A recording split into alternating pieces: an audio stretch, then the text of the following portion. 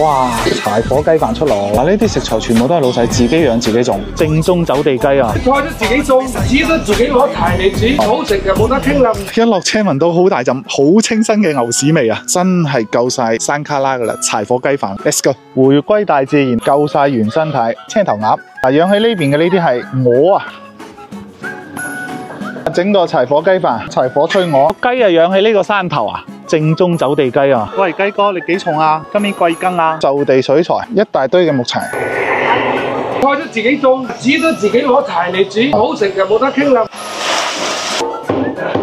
先調下味係嘛？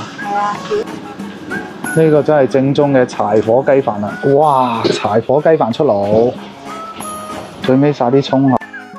真係睇到流晒口水啊！呢啲食材全部都係老細自己養自己種。嗱，睇呢個柴火雞、柴火炊鵝，仲有點咗呢邊嘅炆羊肉，整咗個炒番薯葉。先試下呢個柴火雞嚇，由湯到上台都係半粒鐘左右。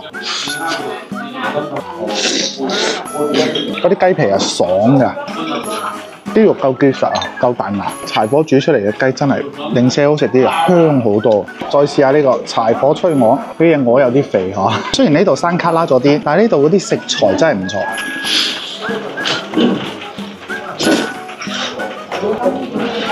鵝肉算係咁啊，唔會太柴，不過肥啊，好似我咁肥啊，咁鬼厚嘅油脂，不過好好食啊！咁大一塊嘅飯焦，飯焦應該先係靈魂。哇，夠晒香！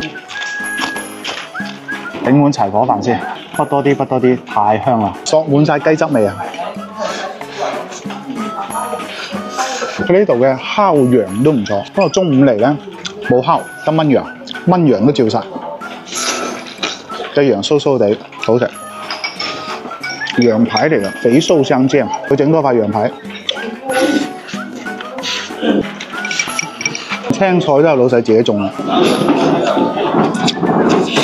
今日算點得比較齊啦，雞鵝羊全部都點晒，主要就係沖佢呢個柴火飯過嚟。本身用柴火焗飯就夠香噶啦，再上面鋪浸雞，索晒嗰陣雞汁嘅精華。雖然佢呢間係偏，今日仲要落雨啊，都幾多人過嚟食㗎。知道江門仲有啲咩好食嘅咧？評論區同我講，下一次來不及我說。